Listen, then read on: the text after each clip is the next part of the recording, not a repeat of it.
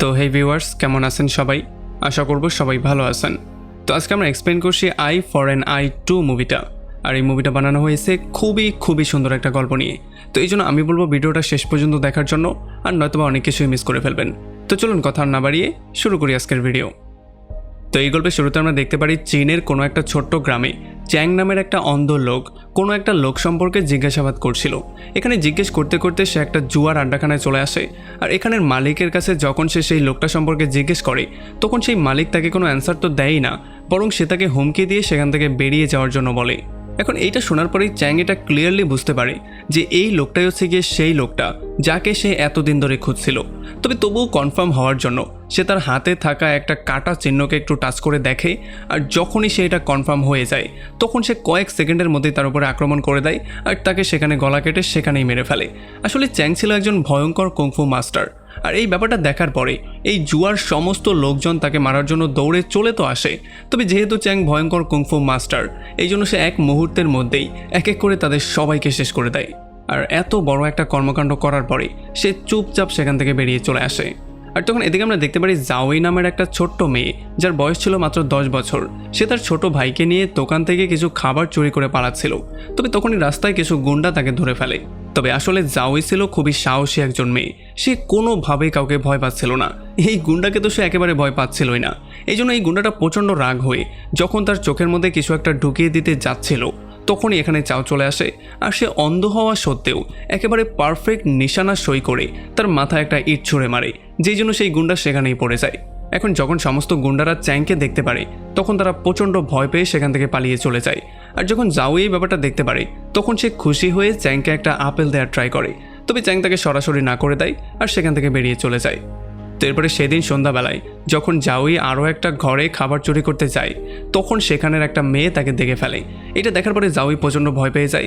এই জন্য সে একটা লাকড়ির টুকরো নিয়ে তাকে ফেস করার ট্রাই করে। তবে এই মেয়েটা ছিল খুবই ভালো একটা মেয়ে। এই জন্য সে তাকে কিছু বলে তো নাই, বরং সে ঘর থেকে আরও খাবার এনে সেগুলো তাকে দিয়ে দেয়। আর এখান থেকে যখন জাওই চলে যাওয়ার ট্রাই করছিল, তখন এই ঘরের মধ্যে আক্রমণ হয়ে যায়। আর এই মেয়েটাকে ধরে সেখান থেকে গুন্ডারা সরিয়ে ফেলে। আমরা দেখতে পারি এই গুন্ডাদের যে লিডার ছিল, তার নাম ছিল জিউল্যাং। আসলে এই লোকটা 2 দিন আগেই তার ওয়াইফকে খুন করেছে, যে কিনা আর অন্য কেউ ছিল না, এই মেয়েটার আপন বোন ছিল। এখন সেই ঘরের মধ্যে এসে আক্রমণ করেছে এই জন্য কারণ সে তার ওয়াইফের মৃত্যুর সমস্ত প্রমাণ মেটাতে চায়। এখন সেই ফ্যামিলির সবাইকে মারতে চায়। আর একটু পরেই আমরা দেখতে পারি সে তার কাজ শুরু করে দেয়। সে এক এক করে সবাইকে মারা শুরু করে। আর ফাইনালি সবাইকে মারার পরে এই মেয়েটার কাছে সে গিয়ে তাকে সে বিয়ের প্রস্তাব দেয়। তবে এটার জন্য এই মেয়েটা তাকে সরাসরি না করে দেয়। আর যখনই সে একটু সুযোগ পেয়ে যায়, তখন সে তার উপরে আক্রমণও করে দেয়। তবে এইটার জন্য প্রচণ্ড রাগ করে সে এই মেয়েটাকে জানেই মেরে ফেলে। আর এই সমস্ত ব্যাপারগুলো দূরে বসে নাওই দেখছিল। তবে একটু পরে যখন নাওই একটু সুযোগ পেয়ে যায়, তখন সে দৌড়ে সেখান থেকে পালিয়ে চলে যায়। তবে এতক্ষণে নোয়া নামের একটা গুন্ডা তাকে দেখে ফেলে। এই জন্য সে তাকে ফলো করা শুরু করে। আর যখন নোয়া রাস্তা দিয়ে দৌড়ে যাচ্ছিল, তখন সে সামনে চ্যাংকেও দেখতে পারে, যে কিনা রাস্তা দিয়ে বমি করতে করতে যাচ্ছিল, কারণ সে অনেক বেশি মদ খেয়ে ফেলেছে। এই জন্য নোয়া তাকে খুব একটা কেয়ার করে না। সে মনে করে এটা হয়তো বা মাতাল কোনো অন্ধ হবে, এই জন্য সে তাকে যেতে দেয়। আর যখন চ্যাং তার বাসায় ব্যাক করে, তখন সেটা বুঝতে পারে যে নাওই তার বাসায় আছে। আর সে এখানে গুন্ডাদের আসার শব্দও শুনতে পারে। এখন এগুলো শোনার পরে চ্যাং এটা ক্লিয়ারলি বুঝতে পারে যে আসলে এখানে ঘটনাটা কি হয়েছে। এই জন্য সে শাওইকে এখানে লুকিয়ে থাকার পারমিশন দিয়ে দেয়। আর গুন্ডারা যখন অনেক খোঁজাখুঁজি করার পরেও কোনোভাবেই শাওইকে পাচ্ছিল না, তখন তারা চ্যাংয়ের ঘর থেকে বাইরে বেরিয়ে চলে আসে। তবে বাইরে আসার সঙ্গে সঙ্গেই তারা আরও একটা বাচ্চা ছেলেকে পেয়ে যায়, যেটা কিনা আর অন্য কেউ ছিল না, সেটা ছিল ছাওয়ের ছোট ভাই। এখন যেহেতু এই বাচ্চাটা শাওইর মতোই জুতা পরেছিল, এই জন্য জিলংয়ের মনে হয় যে এইটাই হয়তো বা সেই বাচ্চাটা। এই জন্য সে তার উপরে আক্রমণ করে দেয় আর তাকে ধরে সেখান থেকে নিয়ে যাওয়ার ট্রাই করে। এই বাচ্চাটা যদিও তার বোনের কাছে সাহায্য চাওয়ার জন্য বারবার করে শীষ দিচ্ছিল, তবে যতক্ষণে তার বোন এই পর্যন্ত পৌঁছায়, ততক্ষণে অনেকটা দেরি হয়ে গেছে, কারণ তাকে কিডন্যাপ করে তারা নিয়েও গেছে। আর এরপরে পরদিন সকালবেলা শাওই চলে আসে চ্যাংয়ের কাছে। আর সে চ্যাংকে রিকোয়েস্ট করে বলে যে আমার ভাইকে তারা কিডন্যাপ করে নিয়ে গেছে, আর এখন আমি চাই আমার ভাইয়ের মৃত্যুর জন্য তুমি তাদের থেকে বদলা নিবে, কারণ আমি জানি তারা আমার ভাইকে মেরে ফেলেছে। তবে চ্যাং তার কথায় একেবারেই রাজি হয় না। সে তাকে বলে যে আমি আসলে এত ছোটোখাটো গুন্ডাদেরকে মারি না, আমি শুধু বড় বড় গুন্ডাদের সাথে ফাইট করি। যদিও এইবারের মতো শাওই সেখান থেকে বেরিয়ে চলে আসে, তবে সেদিন সন্ধ্যাবেলায় সে আবারও চ্যাংয়ের কাছে চলে আসে। আর সে তার হাতে একটা ওয়ান্টেডের পোস্টার দিয়ে দেয়, যেটা কিনা শাওই নিজে বানিয়েছিল। আসলে সেই লোকটার চেহারা যেহেতু সে দেখে ফেলেছিল, এই জন্য সে তার চেহারাটাকে আর্ট করেছে আর নিচে ওয়ান্টেডের একটা পোস্টার লাগিয়ে দিয়েছে। আর এখন শাওই চাচ্ছিল যাতে করে চ্যাং জিউলেংকে মারার জন্য তাকে পুরোপুরি সাহায্য করে। তবে চ্যাং তার কথা শুনে তো নাই, বরং সে তাকে ঘর থেকে ছুঁড়ে বাইরে ফেলে দেয়। তো এরপরে পরদিন সকালবেলা চ্যাং তার একটা কাজের জন্য শহরের বাইরের দিকে যাওয়ার ট্রাই করে। আর যখন সে যাচ্ছিল তখন আমরা জানতে পারি যে আজকে তার টার্গেট হচ্ছে একজন মাছ বিক্রেতা, যে কিনা মাছ বিক্রি করার আড়ালে বিভিন্ন রকমের মানুষদেরকে খুন করে। এই জন্য সে প্রতিশোধ নেয়ার জন্য তাকে শেষ করতে যাচ্ছে। তবে রাস্তার মধ্যে তার ঘোড়াটা নিয়ন্ত্রণ হারিয়ে ফেলে। এই জন্য চ্যাং সোজা গিয়ে পাহাড় থেকে নিচের দিকে পড়া শুরু করে। তবে কোনো রকমে সে একটা পাথর ধরে নিজেকে সেভ করে ফেলে। তবে তখনই সেই ব্যাপারটা লক্ষ্য করে যে তার পায়ের মধ্যে কেউ একজন ধরে আসে। আসলে এটার অন্য কেউ ছিল না, এটা ছিল সেই মেয়েটা যার নাম শাওই। শাওইকে দেখার পরে তার প্রচণ্ড রাগ তো চলে আসে, তবে তবুও সে তাকে উপরে টেনে তোলে। আর ফাইনালি সে উপরে উঠে বুঝতে পারে যে আসলে এই মেয়েটা তার পিছু ছাড়বে না, সো তাকে সঙ্গে করে নিয়েই তাকে সামনে এগোতে হবে। তো এরপরে কোনো বিশ্রাম না নিয়ে কয়েকটা দিন হাঁটার পরে ফাইনালি তারা তাদের গন্তব্যে চলে আসে। আর এখানে তারা দুজন মেহমান হয়ে সেই মাছ বিক্রেতার কাছে গিয়ে আশ্রয় নেয়। এখানে যখন তারা কথাবার্তা বলছিল তখন আমরা জানতে পারি এই মাছ বিক্রেতা চ্যাং সম্পর্কে আগে থেকেই সব কিছু জানতো। সে যে একজন ভয়ঙ্কর কুংফু মাস্টার সেই ব্যাপারটাও সে আগে থেকে জানতো। তবে তবুও সে কিছু বুঝতে দেয় না, সে তার মেহমানদারি করা শুরু করে। আর তখনই পাশে যখন শাওই খেলাধুলা করছিল তখনই সে পানির মধ্যে একটা লাশ দেখতে পারে। আর এই লাশটা দেখার পরে সে যখন জোরে চিৎকার করা শুরু করে তখন এই মাছ বিক্রেতা আর চ্যাংয়ের মধ্যে একটা ভয়ঙ্কর মারামারি শুরু হয়ে যায়।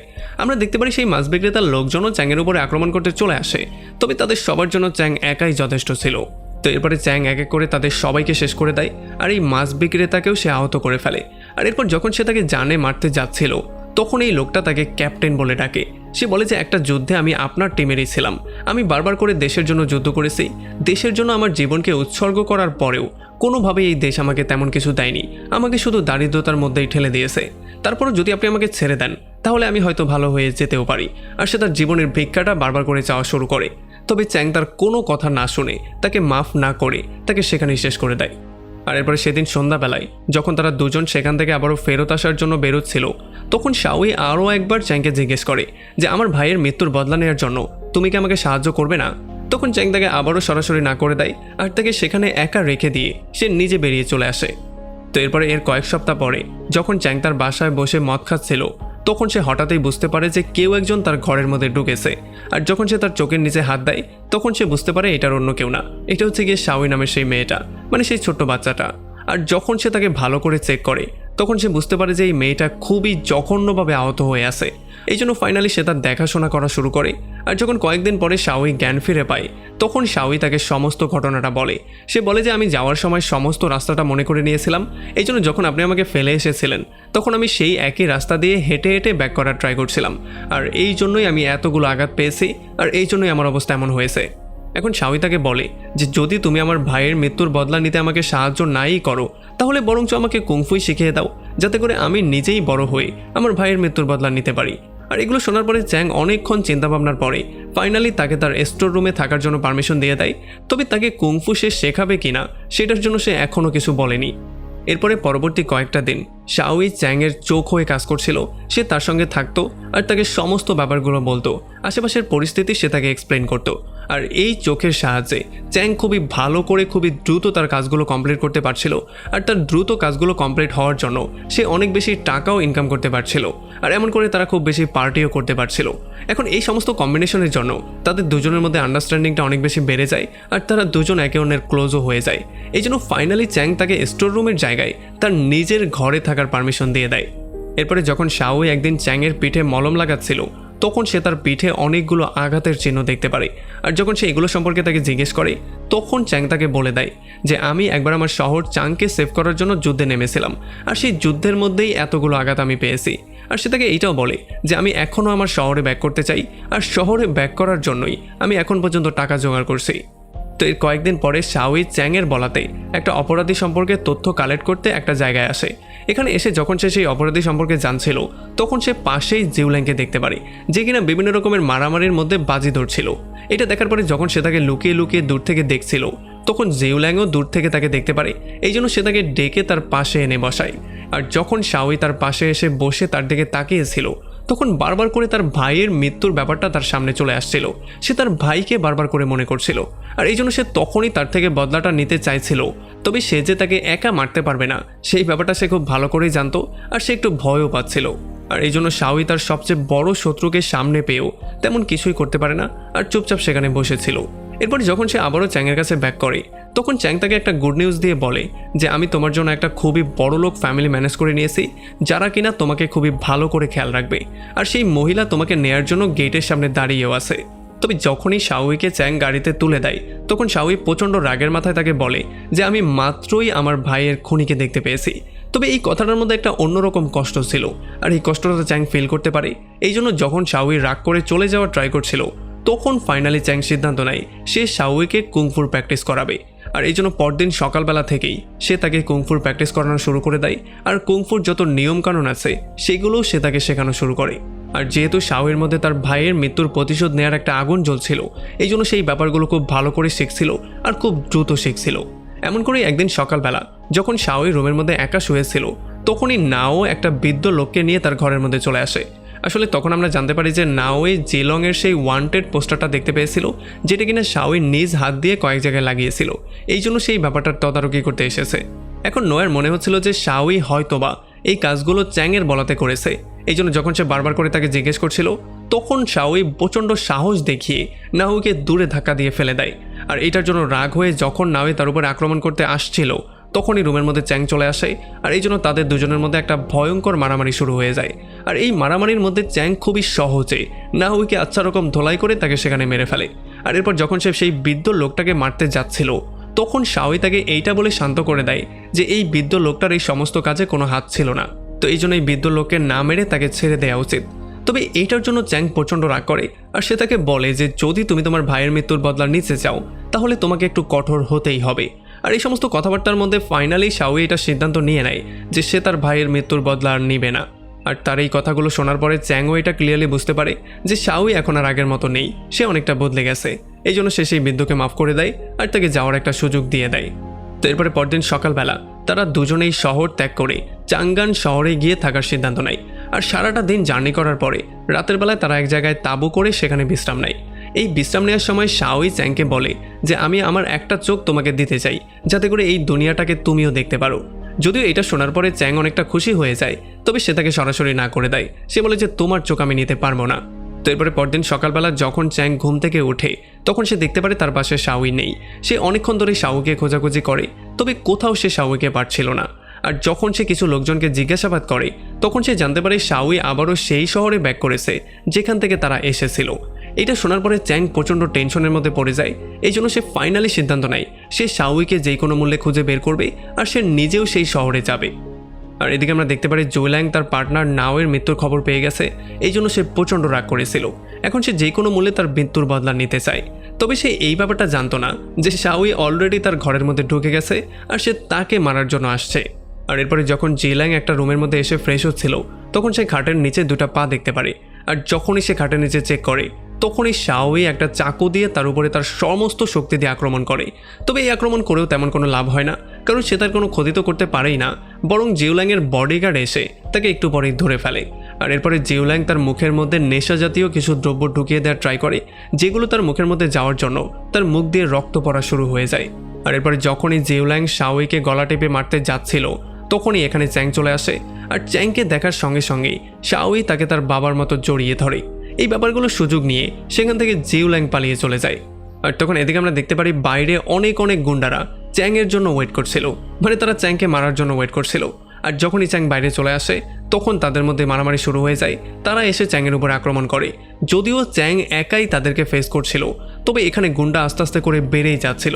এত গুন্ডার সাথে কোনোভাবেই চ্যাং ফাইট করে পারছিল না। আর এই সমস্ত পরিস্থিতি দেখার পরে শাওই সেখানেই বেহুশ হয়ে পড়ে যায়। এই জন্য চ্যাং তাকে তার পিঠের সঙ্গে বেঁধে তাদের সবার সঙ্গে ফাইট করা শুরু করে।